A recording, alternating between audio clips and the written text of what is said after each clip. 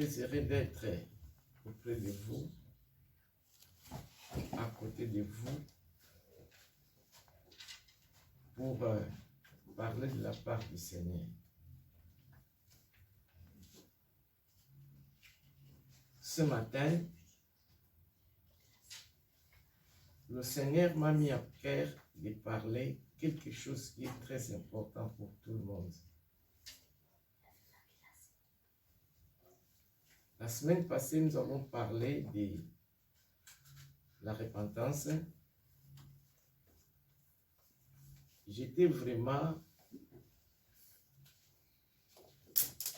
saisi ces derniers temps de parler ces choses de la repentance, du salut, la venue du Christ, parce que nous sommes en train de traverser un moment très compliqué, très difficile sur tous les plans. Jésus revient très bientôt. Jésus vraiment est à la porte. C'est à nous d'être maintenant sensibles. C'est à nous de se préparer à la rencontre de notre Seigneur. Ce matin, le Seigneur m'a mis à cœur de parler quelque chose qui est très important pour nous. La porte de la vie éternelle, c'est Jésus. La porte de la vie éternelle, c'est Jésus. Quand on parle de la porte, je voulais dire que la porte, c'est quoi? C'est un nom féminin. C'est l'ouverture donnant l'entrée dans un lieu fermé ou un enclos. C'est l'ouverture donnant l'entrée dans un lieu fermé ou l'enclos. La porte, c'est l'ouverture aménagée pour permettre le passage dans l'enceinte, exemple, d'une maison, d'une ville, d'un véhicule. Pour entrer dans un véhicule, il faut ouvrir la porte. Pour entrer dans une maison, il faut ouvrir la porte. Et il y a aussi des entrées de certaines villes. Exemple, nous en France, si nous venons, je ne sais pas des gens qui ont voyagé déjà en venant de Portugal, en bus, ce n'est pas en avion ou en train. Les gens qui viennent d'ici, vous partez de Portugal. Vous venez, exemple, ici en France. On passe Portugal. Quand on termine le Portugal, exemple, on entre en Espagne. Nous allons parcourir l'Espagne.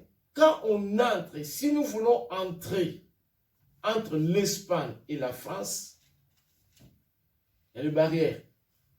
Je ne sais pas les gens qui ont déjà parti en Espagne pour venir en France. Il y a le barrière. Donc, le barrière là, ça nous donne l'accès. C'est comme la porte. Ça nous donne l'accès pour entrer en France. Si, exemple, nous sommes dehors, pour entrer à l'église, il y a la porte. La porte nous donne l'accès ou le passage d'entrer dans l'église. Donc, sans la porte, nous ne pouvons pas entrer à l'église. Alors, la porte, si je peux dire, c'est quoi? C'est le lieu encore où c'est le lieu où l'accès qui nous donne le passage ou l'ouverture d'entrer dans un endroit quelconque, comme j'ai dit déjà au préalable. Alors, notre texte que nous allons lire se trouve dans Jean 10, de 7 à 15. Mais avant de lire notre texte que nous allons commencer, j'aimerais qu'on puisse lire d'abord Matthieu 7, 13 à 14. qu'est-ce que la Bible nous dit? Matthieu 7, 13 à 14, la Bible nous dit, entrez par la porte étroite. Vous pouvez lire, ma sœur, s'il vous plaît. Entrez par la porte étroite, car large est la porte. Car large et facile. Spacieux est le chemin qui mène à la perdition. Large, facile, spacieux. Le chemin qui mène à la perdition. À la perdition, à la ruine.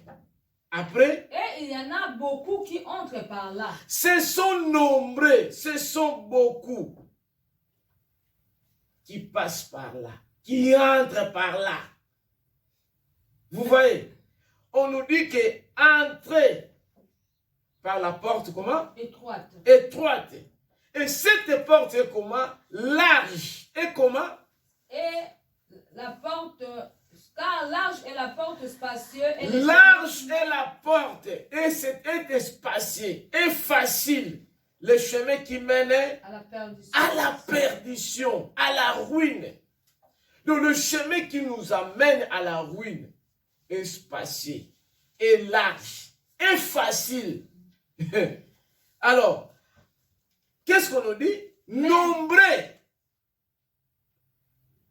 De nombreuses personnes qui vont passer par cette chemin-là, par cette porte-là. Continuez, ma sœur. Mais étroite est la porte. Mais étroite est la porte. Resserrez le chemin qui mène. Resserrez, difficile, le chemin qui mène à la vie. À la vie. Après, et le résultat. Il y en a peu qui les trouvent. Peu nombreuses qui sont là, qui les trouvent. Paix. Vous savez pourquoi on nous dit ça? On nous dit ça parce que Jésus nous invite à se retenir. Jésus nous invite à nous amener à des réflexions. C'est un avertissement, c'est l'interpellation. Le verset 14 nous dit que l'étroite est la porte. Cette porte-là est comment? Est difficile, le chemin qui mène à la vie. Ici, Jésus nous demande quoi? Nous demande de savoir qu'il est le chemin.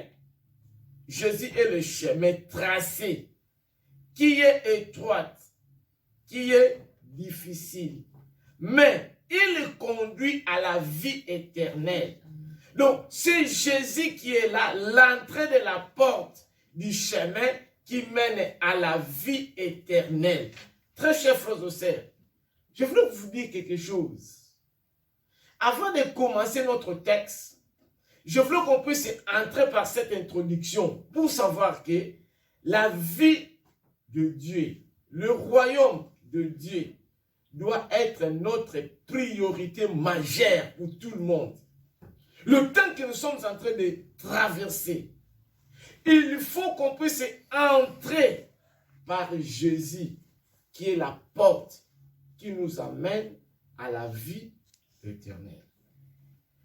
Dieu fait que nous préférons d'abord du royaume que la richesse de ce monde.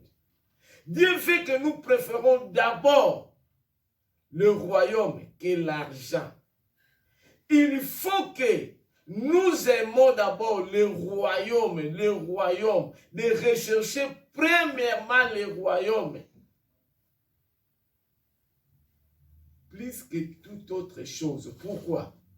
Dieu fait que nous soyons des participants, des membres du royaume, que d'avoir des richesses incalculables de ce monde.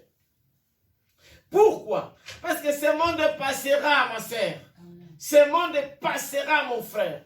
Mais Dieu veut ce matin qu'on puisse entrer par la porte qui nous amène à la vie éternelle. Le Seigneur a aménagé une porte. Cette porte-là qui nous amène dans la vie éternelle, c'est Jésus-Christ. Il faut qu'on puisse passer par là, entrer par là. C'est lui qui est le chemin, la vie et la vérité. Alors, maintenant, nous allons lire notre verset de Jean, que j'ai dit, Jean 10, en commençant par le verset 7 à 15, parce que c'est là qui est notre prédication de ce matin. Jean 10, 7 à 15.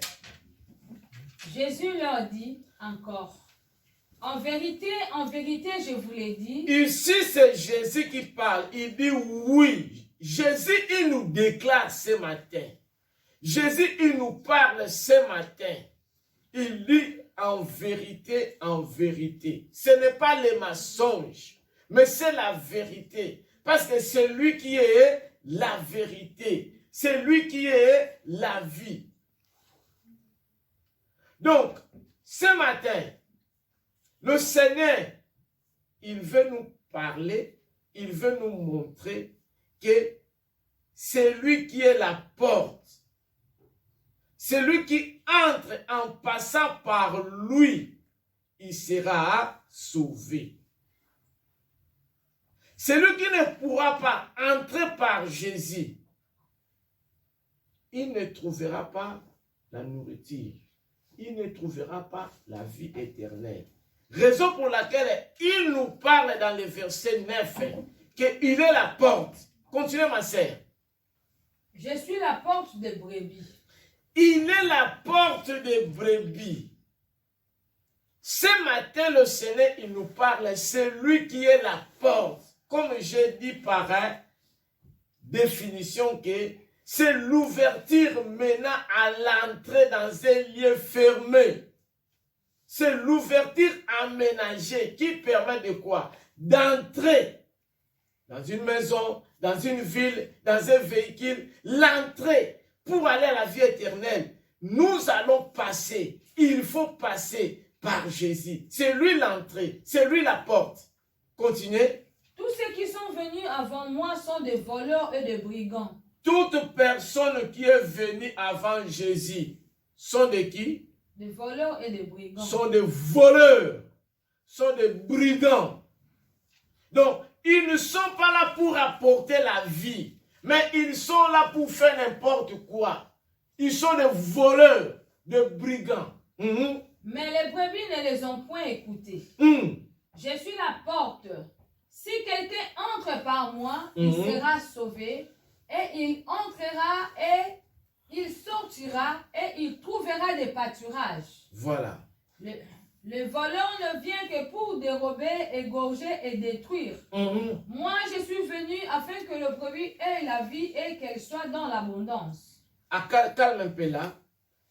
Je voulais que nous pensions un peu quelque chose. Ce matin, Jésus nous amène à un objet très important. C'est quoi cet objet? C'est à s'identifier à la porte. À la porte de n'importe, ce n'est pas n'importe personne. Jésus nous amène à quoi?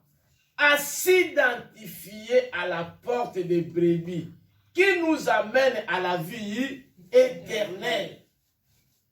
L'identification de cette porte-là, c'est à nous de savoir que nous devons s'identifier, savoir que c'est Jésus qui est la vie qui nous amène à la vie éternelle. Pourquoi? Parce que nous ne pouvons pas être sauvés.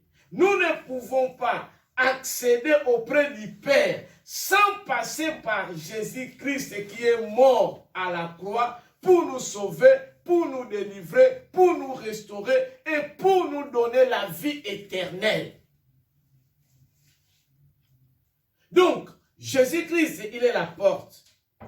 Il est aussi le seul que nous pouvons entrer par lui, sortir par lui, pourquoi? Si nous entrons en Jésus, nous allons sortir de quoi? Nos craintes qui est en nous doivent sortir. Nos difficultés qui est en nous doivent sortir pour trouver la solution nécessaire et idéale dans notre vie quotidienne. Alors ce matin, nous ne pouvons pas être sauvés. Nous ne pouvons pas accéder auprès du Père sans passer par Jésus-Christ, qui est le chemin, la vie et la vérité, qui est notre porte d'accès. Alors, le monde entier nous distrait. Le monde entier nous encourage avec des plaisirs que nous voyons pour ne pas entrer dans cette porte.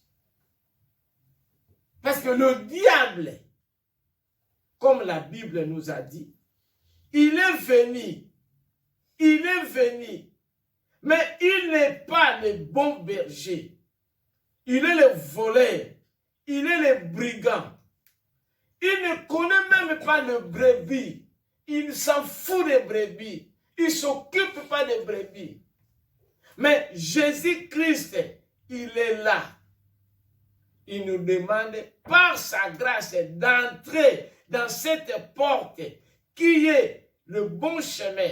Pourquoi? Pour être sauvé, pour accéder à la vie éternelle. Parce que toute chose, ma sœur, passera. Toute chose de ce monde passera, mon frère. Mais la parole ne passera pas. Dieu ne passera à jamais. Parce que c'est lui qui est la vie. Et la vie éternelle. Verset 10. La Bible nous dit, le voleur, il vient uniquement pour faire quoi? Pour voler, pour tuer, pour détruire. Le voleur, c'est l'image du diable. Il est là pour voler nos santé, voler nos bénédictions, voler tout ce que Dieu peut nous donner. La maladie, ce n'est pas la volonté de Dieu d'être malade. Mais il veut que, comme notre âme prospère, notre santé aussi prospère de mêmement. Le Seigneur, il n'a pas l'envie que nous soyons malades, nous tombons malades. Parce qu'il a un plan merveilleux pour nous. Mais si aujourd'hui, nous sommes dans des situations que nous sommes en train de vivre, c'est parce que le voleur qui le diable est là. Il vient pour voler ta santé, voler tes bénédictions. Il veut pour tuer des familles, détruire des familles. Mais Jésus-Christ dit que moi je suis venu pour que les humains, mes brebis, aient la vie. Mais ce n'est pas n'importe vie, une vie en abondance. Donc si aujourd'hui nous sommes malades, si aujourd'hui il y a la guerre, si aujourd'hui il y a des problèmes, ce n'est pas la faute de Dieu. Il ne faut pas attribuer la faute à Dieu. Comme tout le monde, nous voyons que non, je ne pars pas à l'église parce que j'ai perdu mon père. Je ne pars pas à l'église. Hier, on nous était à l'église à les félicitations avec Papa Guilherme.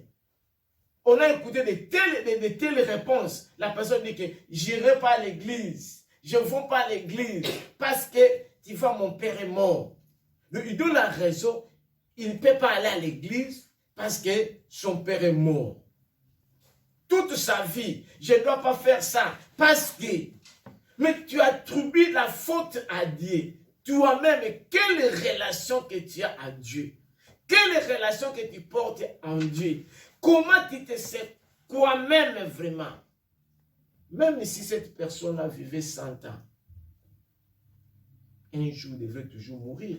Ce n'est pas la raison que non, je ne peux pas prier parce que j'ai perdu ma fille, parce que j'ai perdu mon père. Non. Vouloir ou pas, c'est le chemin de tout le monde. Nous allons passer par là. Mais il faut savoir, le chemin idéal qui va nous amener au ciel, c'est Jésus-Christ de Nazareth. Jésus est très disponible et nécessaire. Pourquoi? Pour tous les brebis. Il est le vrai berger. Il connaît il est le vrai berger, le vrai berger. Il connaît ses brebis par son nom. Il connaît chacun de nous par nos noms. Quel amour! Quel amour! Quel amour! Quel amour, très cher frère et sœur. Oh, le chemin qui nous mène dans la vie éternelle, la porte de la vie éternelle, c'est Jésus-Christ. Mais beaucoup de gens, ils ne prennent pas nécessaire de cette porte d'entrée, de cette porte d'accès. Et ce matin, le Seigneur, il veut que tous, qu'est-ce qu'on peut faire? Passer par ces portes-là pour avoir l'accès d'entrer à la vie éternelle. Voir l'accès d'être ensemble avec le Père. La Bible nous dit ça dans Luc 13, verset 24.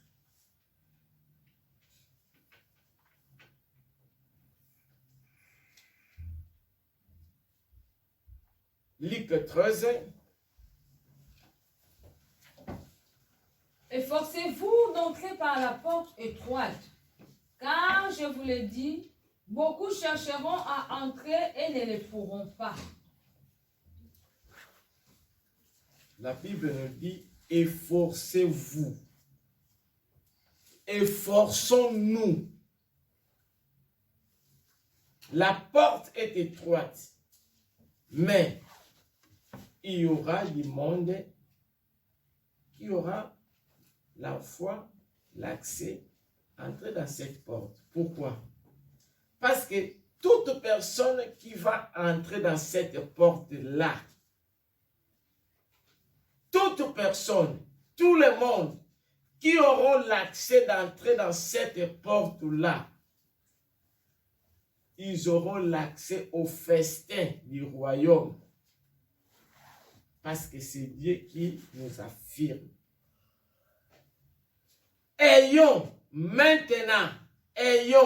Efforçons d'entrer par la porte. Car le Seigneur nous affirme, beaucoup seront comment? Lis ma sœur. Quand je vous l'ai dit, beaucoup chercheront à entrer et ne le pourront pas. Beaucoup chercheront à entrer. Beaucoup vont essayer d'entrer. Ne le pourront pas. Pourquoi? Pour le plaisir de ce monde. Pour le désir humain. Oh, le Seigneur, ce matin, nous interpelle de forcer, d'entrer dans cette porte qui est le Seigneur Jésus. Mais beaucoup, ils essaient d'entrer, ils n'arrivent pas. Pourquoi? Parce que nous sommes distraits avec le plaisir de ce monde. Le diable est en train de nous distraire. Le diable est en train de nous amener à côté pour ne pas avoir l'accès à entrer dans cette porte qui est la vie éternelle. Alors ce matin, qu'est-ce qui t'empêche pour ne pas avoir l'accès d'entrer dans cette porte? Quel est le péché qui t'empêche? Parce que la Bible nous dit, tous ont péché, se sont privés de la gloire de Dieu. Alors, quel est le péché qui t'empêche pour ne pas avoir l'accès à entrer dans cette porte? Oh, le Seigneur, ce matin, nous interpelle. Qu'est-ce qu'il nous dit? Efforcez-vous d'entrer par la porte. Et cette porte qui est Jésus-Christ de Nazareth, la porte de la vie éternelle. C'est lui qui nous donne l'accès, c'est lui qui nous donne la possibilité, c'est lui qui nous donne l'ouverture, c'est lui qui nous donne le passage pour entrer dans la vie éternelle. Parce que il est le chemin. Nous allons lire Jean 14, 6.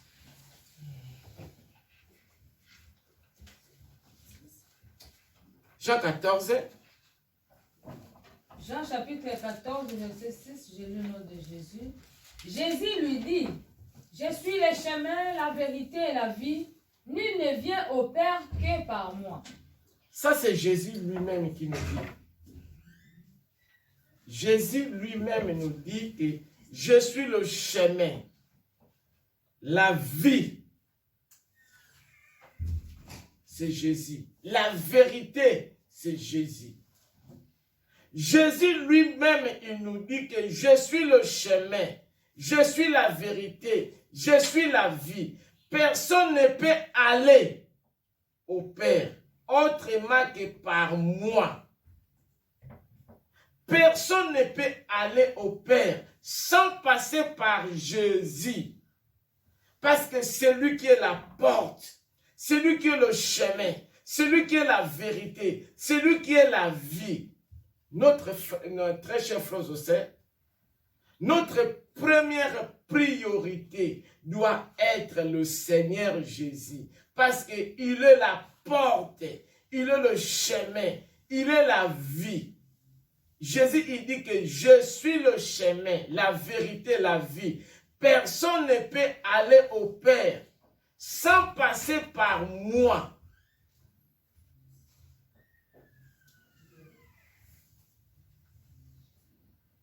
Le désir de Dieu est qu'on se rassemble à lui.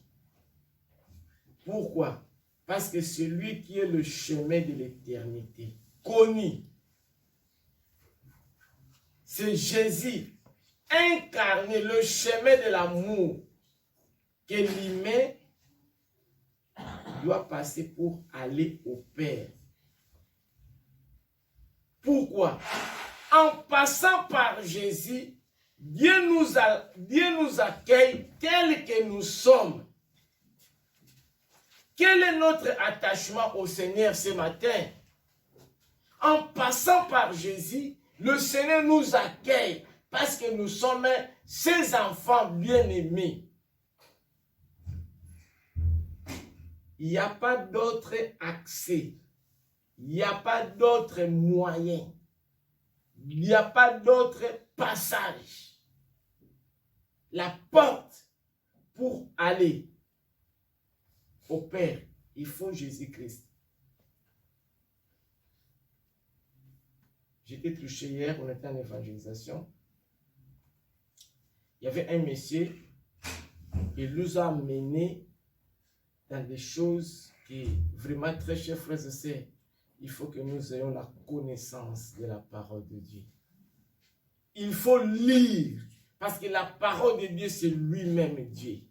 Nous étions à l'évangélisation, on a essayé même de le faire comprendre que non, le chemin unique qui nous amène au ciel, c'est Jésus-Christ.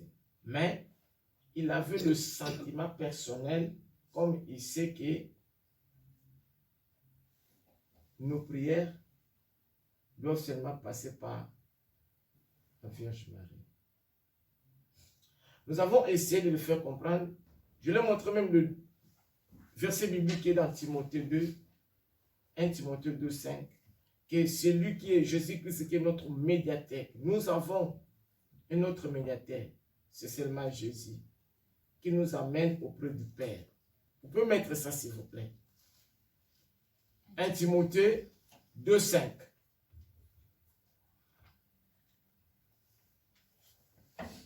Timothée chapitre 2 verset 5, j'ai le nom de Jésus. Car il y a un seul Dieu et aussi un seul médiateur entre Dieu et les hommes, Jésus-Christ homme.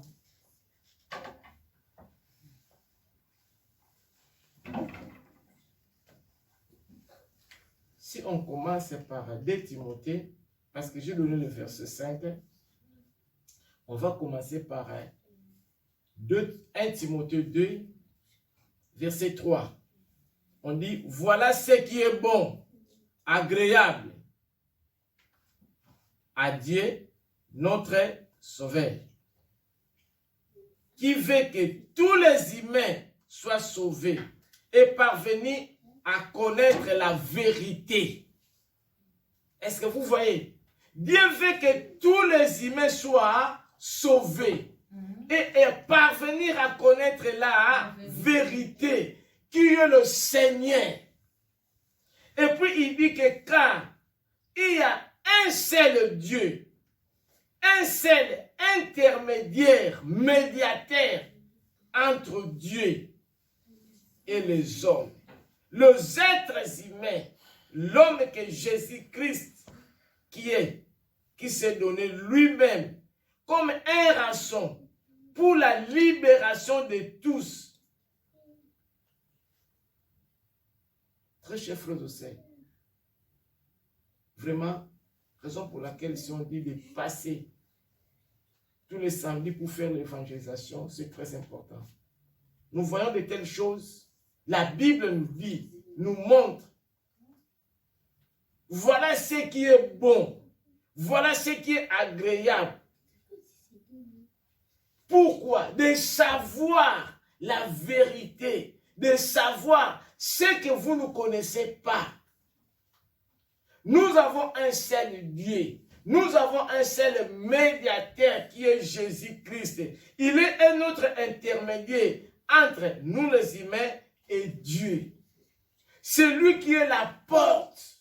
C'est lui qui est l'accès favorable qui nous amène auprès du Seigneur. Mais les gens nous mènent par patati patata. Très chers frères et sœurs, ce matin, je voulais seulement te parler que le seul chemin pour être sauvé, le seul personne que nous devons mettre en premier lieu pour que nous soyons sauvés, l'entrée idéale, la porte de la vie éternelle, c'est Jésus-Christ de Nazareth. Est-ce que nous l'avons accueilli dans notre vie? Est-ce que nous l'avons accepté dans notre vie comme notre Seigneur et Sauveur, comme notre intermédiaire qui nous amène auprès de Dieu? Ou nous sommes toujours dans le plaisir de ce monde? Parce que le monde passera, avec toute sa richesse passera, avec tout le péché du monde passeront. Mais la Bible dit la parole de Dieu ne passera à jamais.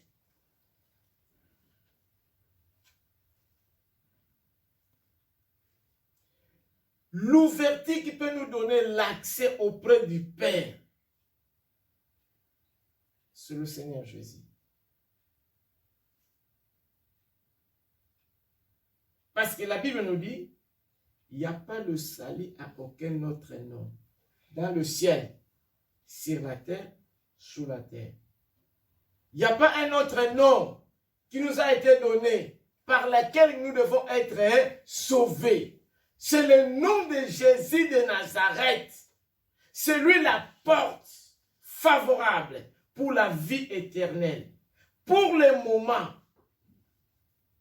pour aller au Père, il faut passer par Jésus-Christ de Nazareth. C'est lui la porte d'entrée. C'est écrit Actes 4, 12.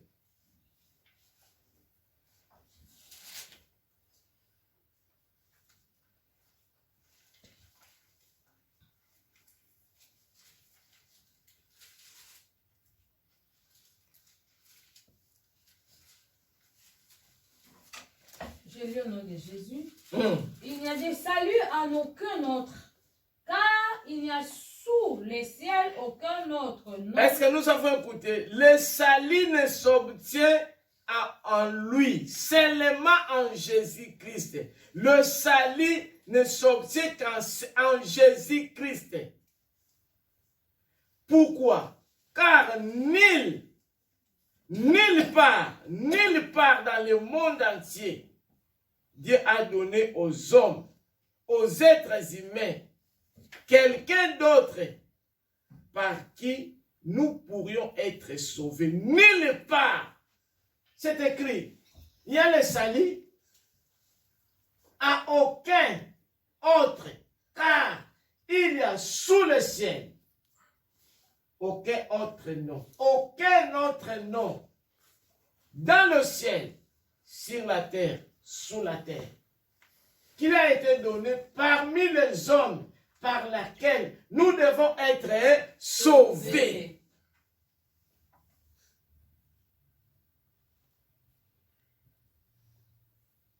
Il n'y a pas un autre accès d'entrée. Le salut n'obtient qu'en lui, qu'en Jésus, car nul dans le monde entier Dieu a donné pour être sauvé.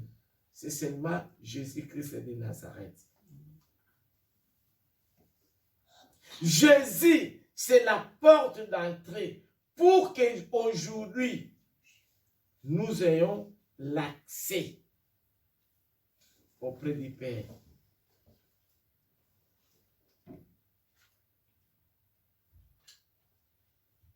Vous savez, ce que je voulais vous dire, plus rien ne peut être désormais faire taire ta foi en Jésus. Plus rien, parce que c'est lui qui est notre sauveur, c'est lui qui est notre Seigneur, c'est lui qui est notre libérateur. Le salut ne s'obtient qu'en lui, car nul parmi les hommes dans le monde entier a l'accès de nous sauver si ce n'est pas Jésus-Christ. Raison pour laquelle il mérite d'être loué, il mérite d'être élevé, il mérite d'être glorifié. C'est lui qui a le pouvoir, c'est lui qui a le salut, c'est lui qui a tout dans ses mains. Et c'est lui qui est la porte d'entrée dans la vie éternelle. Pour avoir l'accès d'aller au Père, il faut passer par Jésus. Est-ce que nous avons ce Jésus dans notre vie? Est-ce que Jésus-Christ est notre Seigneur? Est-ce que Jésus-Christ est notre Sauveur? Est-ce que nous avons laissé notre vie dans la main de Jésus?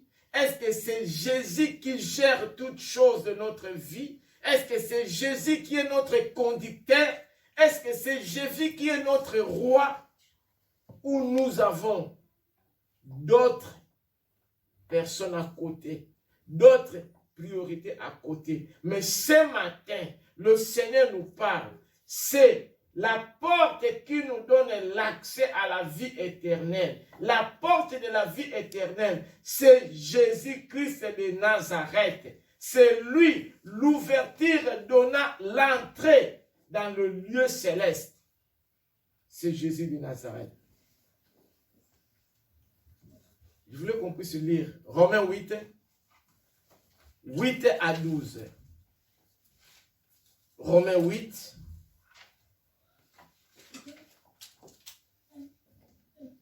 Romains chapitre 8, verset 8 à 11, à 12. Pour ceux qui vivent selon la chair ne sauraient plaire à Dieu. Est-ce que nous écoutons? Pour ceux qui dépendent de leur propre nature, tous ceux qui vivent selon la chair, ils ne peuvent pas plaire à Dieu. Pourquoi? Ils vivent selon leur nature humaine. Ils vivent selon leur désir humain. Parce que l'entrée, pour entrer dans la porte qui est Jésus, il faut que notre nature humaine puisse comment? Puisse se débarrasser. Il y a des choses à enlever, il y a des choses à abolir, il y a des choses à laisser. Pour notre propre nature humaine, pour plaire à Dieu. Comme les enfants de Dieu, la Bible nous dit, quand nous sommes venus en Christ, nous sommes de nouvelles créatures. Des choses anciennes sont passées. Toutes choses doivent devenir comment? Nouvelles. Alors notre propre nature pécheresse, ça ne plaît pas à Dieu. Il y a des choses à enlever, comme enfant de Dieu. Il y a des choses à abolir. Il y a des choses à laisser pour avoir l'accès à entrer dans cette porte idéale qui est Jésus. Continuez, ma sœur. Pour vous, vous ne vivez pas selon la chair, mais selon l'esprit, si du moins l'esprit de Dieu habite en vous. Nous ne vivons pas selon notre propre nature pécheresse. Nous ne vivons pas selon notre chair. Mais si nous avons l'accès de vivre, d'entrer dans cette porte, nous allons vivre selon quoi? Selon l'Esprit. Selon le Saint-Esprit. Parce que le Saint-Esprit doit habiter en nous. Alors, celui qui n'a pas l'Esprit de Dieu, il n'a pas Christ. Celui qui n'a pas l'Esprit de Dieu en lui, il n'a pas Christ. Parce que Paul nous a dit ça dans Galates 2, verset 20. Avant de continuer ça, il dit, ce n'est pas moi qui vis, mais c'est Christ qui vit en moi. Quand je suis avec Dieu, Christ doit se manifester en moi. Christ va transformer ma vie. Christ va changer totalement ma vie. L'apôtre Paul dit ça. Ce n'est pas moi qui vis. Comme j'ai reçu le Seigneur Jésus comme mon Seigneur est sauvé, ce n'est pas moi qui vis. Mais maintenant, c'est Christ qui vit en moi. Ma façon de parler, ma façon de se comporter, ma façon de réagir, ce n'est pas moi. Parce qu'il y a l'Esprit de Dieu qui habite maintenant en moi. Continuez, ma sœur. Si quelqu'un n'a pas l'Esprit de Christ, il ne lui appartient pas. Voilà. Et si Christ est en vous, le corps, il est vrai, est mort à cause du péché, mais l'esprit est vie à cause de la justice. L'esprit est vie à cause de la justice. La Bible dit, si l'esprit... Tu es dans quel verset? Maintenant, je veux commencer. On y va. Et si l'esprit de celui qui a ressuscité Jésus d'entre les morts habite en vous, celui qui a ressuscité Christ d'entre les morts rendra aussi la vie à vos corps mortels par son esprit qui habite en vous. Amen. Si l'esprit, vous pouvez se mettre, merci beaucoup. Si l'esprit de celui qui a ramené Jésus entre les morts habite en vous, alors Dieu ramènera Christ d'entre les morts et donnera aussi la vie à vos corps mortels par son esprit qui habite en vous. Parce que nous avons entré dans cette porte-là qui est Jésus. Maintenant, Jésus habite en nous. Ils font une manifestation, une transformation. C'est l'esprit maintenant qui va nous diriger.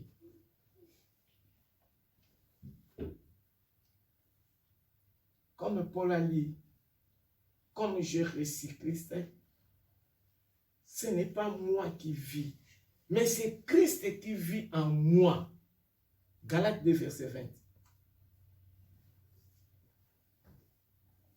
Donc, maintenant j'ai reçu le Seigneur Jésus, je suis entré par cette porte-là qui est Jésus. Ce n'est pas moi, c'est Jésus maintenant qui habite en moi. Est-ce que Jésus-Christ, nous pouvons témoigner comme Paul, que en tout cas je suis crucifié, j'ai laissé le péché, maintenant Christ est en moi, c'est Christ qui habite en moi. Ou quand je parle ça, les gens disent,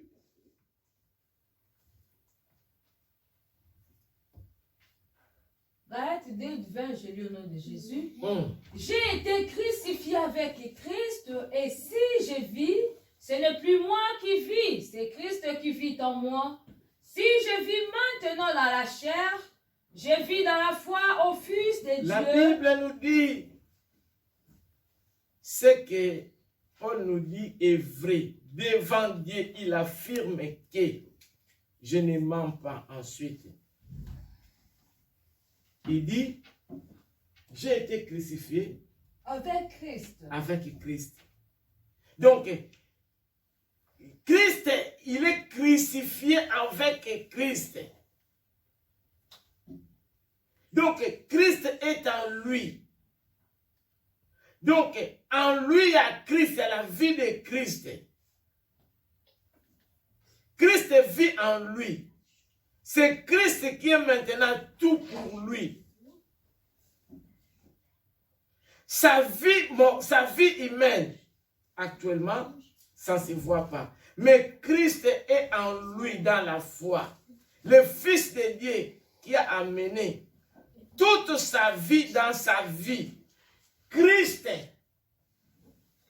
en Paul. Il vit. Ce n'est pas lui qui vit, mais c'est Christ qui vit en lui.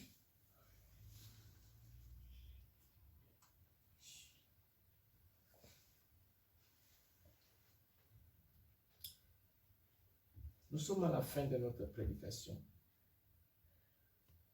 Je voulais que chacun de nous passe un temps de réflexion.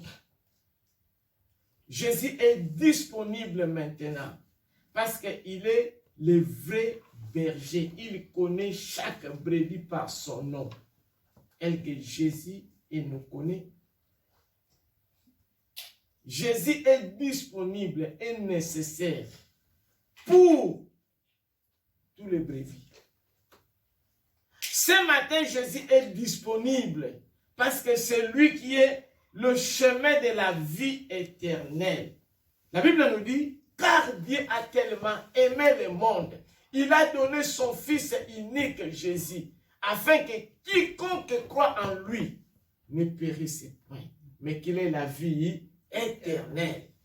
Jean 3,16.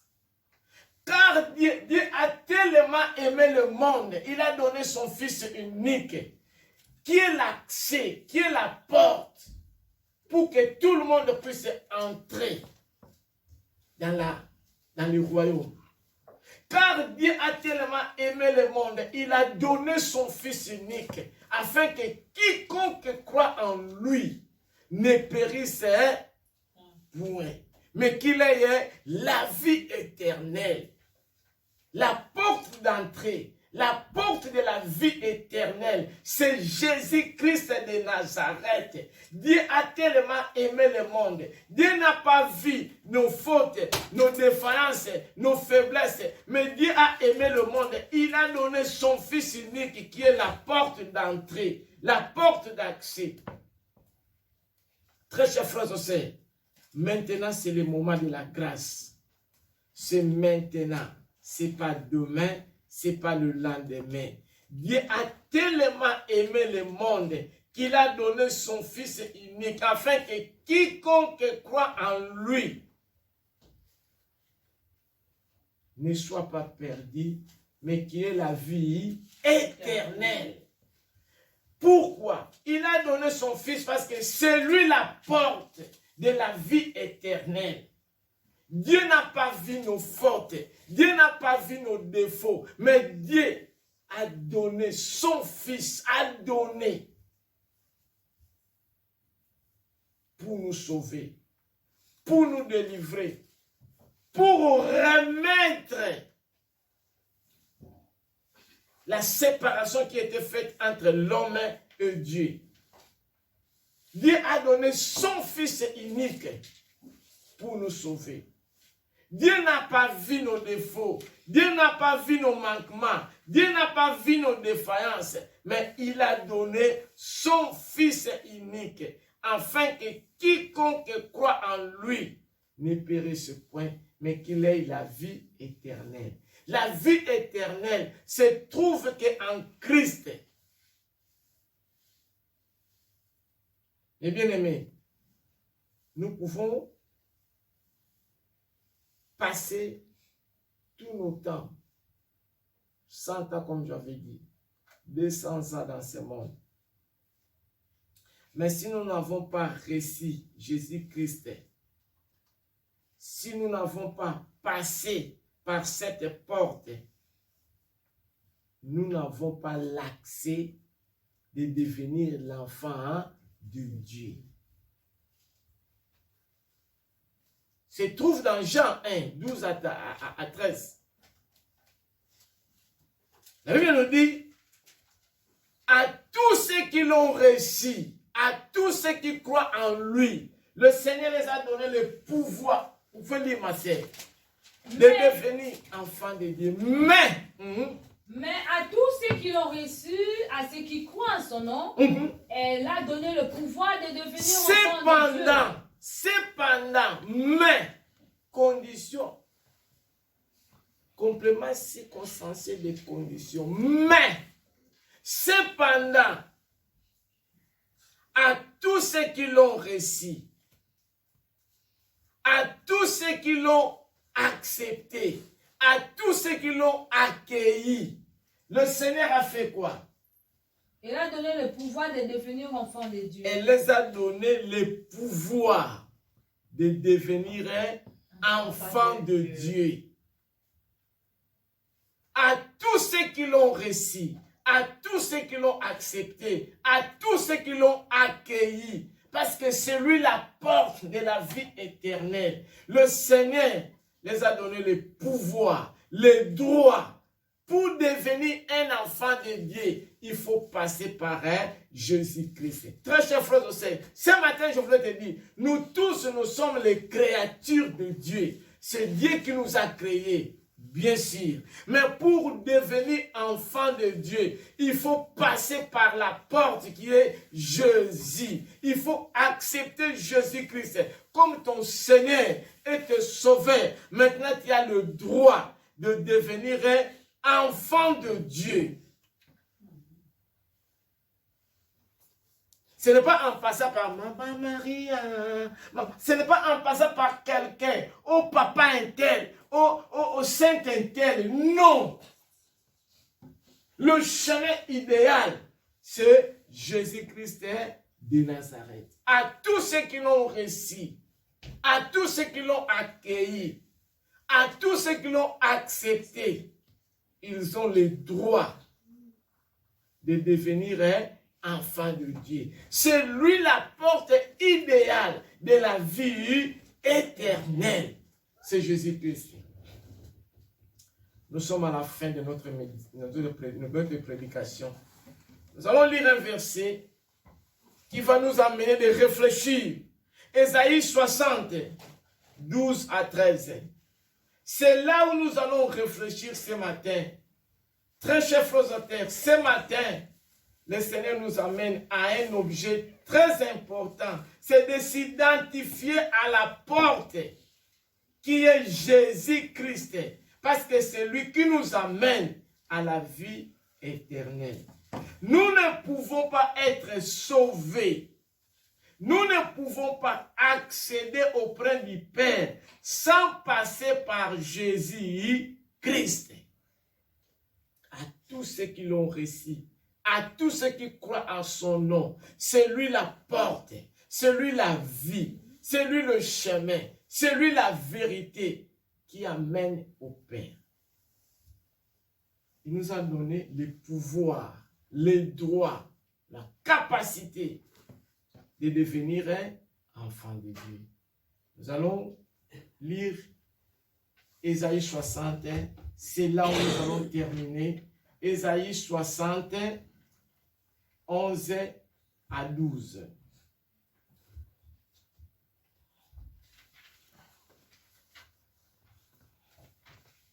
La Bible nous dit, tes portes seront toujours ouvertes.